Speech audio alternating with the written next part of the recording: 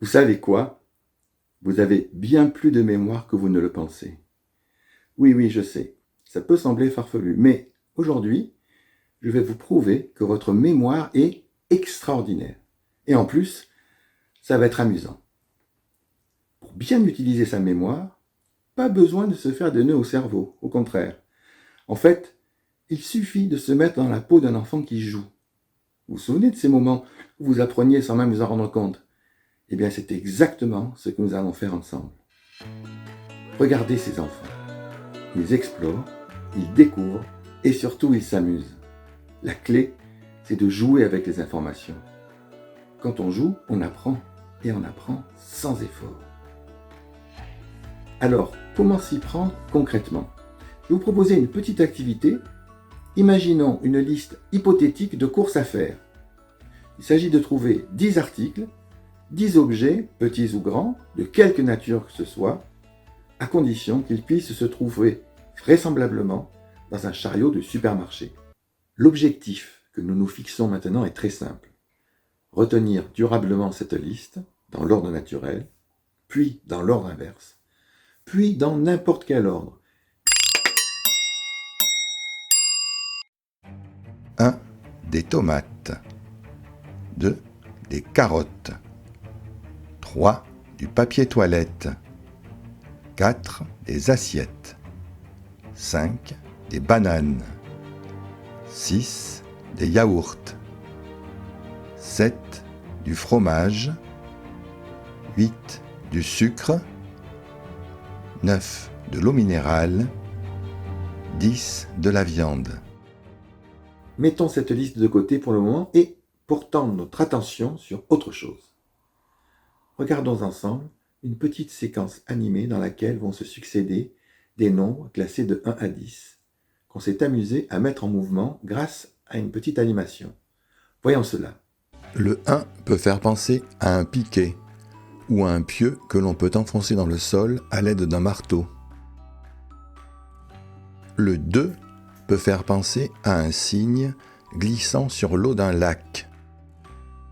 Le 3 peut faire penser à une femme à la forte poitrine. Le 4 peut faire penser à un bateau à voile. Le 5 peut faire penser à une femme enceinte. Le 6 peut faire penser à un fumeur de pipe. Le 7 peut faire penser à un alpiniste escaladant une falaise en surplomb. Le 8 peut faire penser à un bonhomme de neige. Le 9 peut faire penser à un appareil à faire des bulles de savon. Et oui, le 9 est un 6 à l'envers, donc au lieu de la pipe où l'on aspire, on a là un appareil où l'on souffle. Le 10 peut faire penser à deux personnes, l'une très maigre, l'autre très enveloppée. Par exemple, Astérix et Obélix. Pour utiliser notre mémoire extraordinaire, il suffit dans un premier temps de revenir tranquillement sur cette vidéo et de regarder tout simplement ces petites animations. Vous verrez qu'il est très simple de s'en souvenir sans produire le moindre effort que ce soit. Inutile de chercher à vous mettre dans un état de concentration particulièrement poussé ou je ne sais quoi d'autre. Encore une fois, il suffit de regarder tranquillement défiler l'animation. Tenez, examinons de nouveau ces nombres. Il y a fort à parier que vous savez déjà, pour chacun d'entre eux, à quelle animation il correspond. Alors, le 1 nous a fait penser à un piquet. Le 2 nous a fait penser à un cygne. Le 3 nous a fait penser à une femme à forte poitrine. Le 4 nous a fait penser à un bateau à voile. Le 5 nous a fait penser à une femme enceinte. Le 6 nous a fait penser à un fumeur de pipe. Le 7 nous a fait penser à un alpiniste escaladant une falaise en surplomb. Le 8 nous a fait penser à un bonhomme de neige. Le 9 nous a fait penser à un appareil à faire des bulles de savon. Et le 10 nous a fait penser à deux personnes, l'une très maigre, l'autre très enveloppée. Au bout d'un moment, grâce à leur forme, que vous connaissez forcément, Les nombres parlent pour ainsi dire d'eux-mêmes. Vous pouvez essayer tout de suite si vous voulez.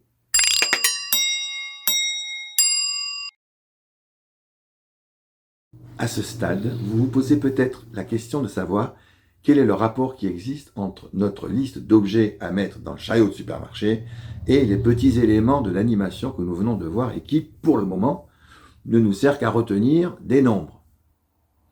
Eh bien, comme vous allez le voir tout de suite, retenir des nombres, c'est un peu comme ouvrir une porte vers d'autres possibilités de mémorisation. C'est une clé qui va vous permettre de déverrouiller bien d'autres portes. Alors accrochez-vous, la suite va vous surprendre.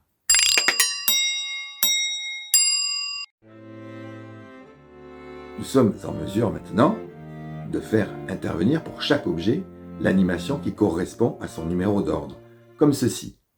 Alors, pour le numéro 1, dont nous savons maintenant que c'est un piquet, nous allons devoir mémoriser des tomates. Pour le 5, donc la femme enceinte, des bananes.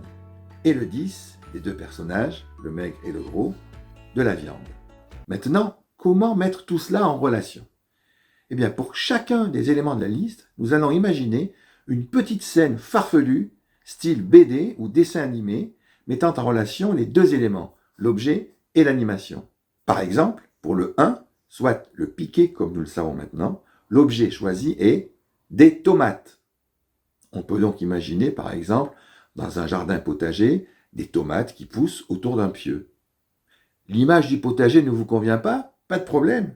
Dans ce cas, vous pouvez très bien imaginer un piquet qui s'enfonce dans des tomates avec pour résultat des tomates partout, du jus, de la pulpe, bref, l'horreur. En fait, n'importe quelle scène peut très bien faire l'affaire. C'est celle qui vous convient le mieux, qui marchera le mieux. Il faut juste avoir un tout petit peu confiance en soi et en ses capacités d'imagination. Maintenant, nous allons examiner, à titre d'exemple, une liste complète d'associations d'idées, objets, animations que nous pouvons possiblement mémoriser pour retenir cette liste de courses. L'essentiel est de faire appel à des images mentales qui soient toujours dynamiques, colorées, exagérées. Que faut-il entendre par là ? Dynamique, des images en mouvement qui bougent. Colorées, des images riches en perception visuelle, mais pas seulement.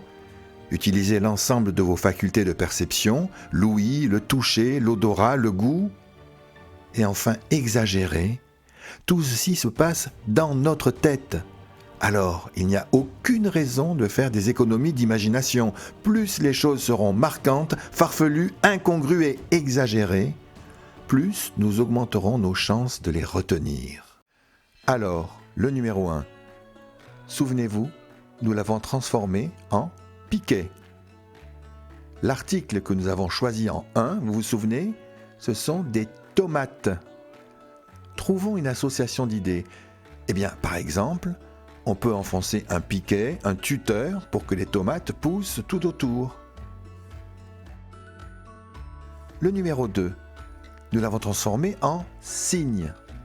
L'article que nous avons choisi en 2, des carottes. Exemple d'association d'idées.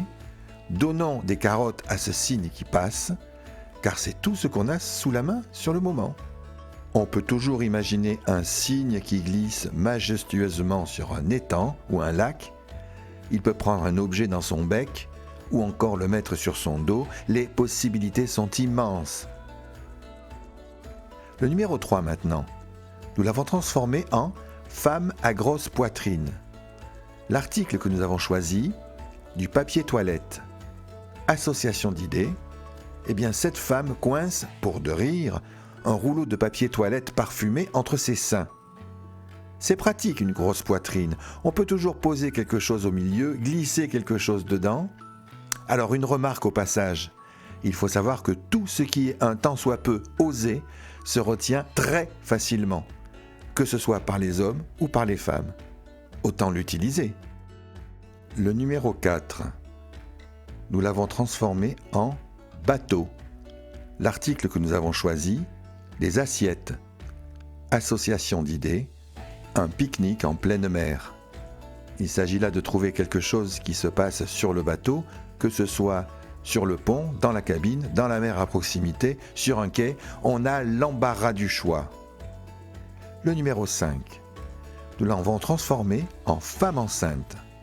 L'article que nous avons choisi, des bananes. Association d'idées. Cette femme enceinte mange une banane avec l'idée que son enfant aimera cela plus tard. Ici, trouvez quelque chose avec le gros ventre ou avec le bébé qui s'y trouve. Le numéro 6. Nous l'avons transformé en fumeur de pipe. L'article que nous avons choisi, des yaourts. Association d'idées. Le vieux fumeur tousse, alors il mange un yaourt pour s'adoucir la gorge. On pouvait aussi inventer une pipe rudimentaire, faite d'une paille et d'un pot de yaourt. Là aussi, ne l'oublions pas, c'est sans limite. Tout comme notre imagination d'ailleurs. Le numéro 7. Nous l'avons transformé en falaise en surplomb. L'article que nous avons choisi, du fromage. Association d'idées. Notre alpiniste a de la nourriture énergétique sur lui, entre autres, un morceau de fromage. Pour la falaise, ne pas hésiter à mettre en scène le personnage qui grimpe, bien sûr, mais aussi ce qu'il trouvera une fois arrivé en haut, par exemple. On peut éventuellement utiliser, s'il y a lieu, la barre du chiffre 7 pour en faire, par exemple, un piton d'escalade. Le numéro 8. Nous l'avons transformé en bonhomme de neige. L'article que nous avons choisi, du sucre. Association d'idées. Le bonhomme de neige que j'ai vu était en fait un bonhomme de sucre. Le numéro 9. Nous l'avons transformé en bulle de savon. L'article que nous avons choisi, de l'eau minérale. Association d'idées. Les enfants voulaient souffler des bulles, mais il y avait une panne d'eau courante, alors... Le numéro 10. Nous l'avons transformé en un maigre et un gros. Exemple, Astérix et Obélix. L'article que nous avons choisi, de la viande. Association d'idées, Obélix est gros parce qu'il mange trop de viande. Passons maintenant en revue quelques objections courantes que j'ai déjà relevées en présentant cette activité. D'abord, certains se disent « Ah, je n'ai pas d'imagination ». En pareil cas, ce genre de croyance limitante peut constituer un frein indéniablement. Si tel est votre cas, posez-vous alors la question « Comment font les enfants pour improviser tout un univers pendant qu'ils jouent ?» A-t-on déjà vu un enfant invité à se joindre à un groupe de jeu répondre à ses petits camarades « Désolé, je ne peux pas participer car voyez-vous, je n'ai aucune imagination ». Avouez que c'est peu vraisemblable. Alors, si vous êtes un adulte, la question déterminante est la suivante. L'adulte que je suis est-il une entité qui vient à la place de l'enfant que j'ai été, qui se substitue à lui, ou bien est-ce quelque chose qui vient en plus de cet enfant? Autrement dit, l'enfant que j'ai été est-il encore présent? Si oui, je dois en principe avoir autant d'imagination que lui. Il me suffit d'aller la chercher. En résumé, tout le monde est capable d'imaginer des scénettes farfelues, même si on ne s'en rend pas toujours compte. C'est comme quand on était enfant et qu'on inventait des milliers d'histoires incroyables avec nos jouets. En fait, cette capacité à créer des images mentales est intacte en chacun de nous. Il suffit de la réactiver pour mémoriser plus efficacement, c'est tout. Et d'abord, faites-vous confiance un petit peu. Si vous vous dites par exemple, comment puis-je à coup sûr retenir ou inventer une petite scène animée à partir de n'importe quel objet, eh bien, tous les enfants font ça le plus naturellement du monde à chaque fois qu'ils jouent. Et n'avons-nous pas, pour décrire une activité qui est à notre portée, l'habitude de dire précisément que c'est un jeu d'enfant? Au passage, la liste d'articles qui nous a servi pour cet exemple nous a été fournie par une fillette de 10 ans. Et c'est une autre fillette du même âge, rompue à ces techniques-là, qui a proposé les associations d'idées et images mentales que nous venons de voir. La première fois que vous utilisez cette technique, cela peut paraître un peu difficile au début. Si tel est votre cas, croyez-moi, avec un peu d'entraînement, vous vous étonnerez très vite vous-même et vous pourrez facilement épater vos amis. Nous portons tous en nous un petit saboteur, une petite voix qui, face à un défi, murmure d'abord « ça ne marchera jamais avec moi », pour s'empresser par la suite de confirmer « tu vois, je l'avais bien dit ». Cette autoprophétie en deux temps est une habitude qui, si on n'y prend pas garde, peut influencer notre parcours. Pourtant, si nous prenons la peine de l'écouter comme on écoute un enfant inquiet, on peut lui parler, on peut lui répondre avec à la fois douceur et fermeté, en lui disant par exemple « Merci de veiller sur moi, mais c'est moi qui décide ». Nous reprenons alors les rênes. Et étonnamment, cela suffit souvent pour transformer ce petit saboteur en un allié discret. Une chose est sûre, si vous êtes absolument convaincu que cela ne marchera pas pour vous, alors l'autoprophétie risque bien de se réaliser, hélas. Mais si au contraire, il reste en vous ne serait-ce qu'une toute petite flamme d'espoir, même vacillante, sachez qu'elle a le pouvoir d'allumer un grand feu. Ce n'est souvent pas la taille de cette flamme qui compte, mais l'attention qu'on lui porte et le souffle qu'on lui donne. Ainsi, même un petit espoir peut devenir l'étincelle de grands changements. On me pose souvent la question suivante. Pourquoi les objets à choisir doivent-ils se trouver dans un chariot de supermarché? La réponse est très simple. Cela facilite les associations d'idées, du moins lorsqu'on débute la méthode. Car lorsqu'il s'agit d'associer nos petites formes à des notions plus abstraites ou à des concepts, c'est un peu plus compliqué. Cela étant, avec un peu d'entraînement, on y arrive très bien. Voilà. À présent, vous pouvez très bien animer vous-même ce petit atelier avec votre entourage ou encore un groupe d'enfants ou d'adultes si vous êtes enseignant ou formateur. Et même dans les autres cas, ça risque de marcher quand même. Entraînez-vous et souvenez-vous que la mémoire est un muscle qui doit être entretenu pour bien fonctionner. Et avant de partir, si vous avez aimé cette vidéo, pensez à vous abonner pour ne rien rater. Et n'hésitez pas à laisser un commentaire ci-dessous pour me dire ce que vous en avez pensé ou encore partager vos propres astuces de mémoire. Merci d'avoir regardé cette vidéo jusqu'ici. Pour retrouver cette activité, vous avez 3 possibilités. D'abord, revenir voir cette vidéo. Ensuite, consulter un article de blog dans lequel j'ai déjà raconté tout ça, voir le lien dans le descriptif de la vidéo. Et enfin, vous procurez le livre de conseils aux formateurs que j'ai écrit sur ces sujets-là. Là aussi, vous trouverez le lien dans le descriptif de la vidéo. Voilà, il ne me reste plus qu'à prendre congé en vous souhaitant le meilleur. Et surtout, n'oubliez pas, vous avez tout ce qu'il faut.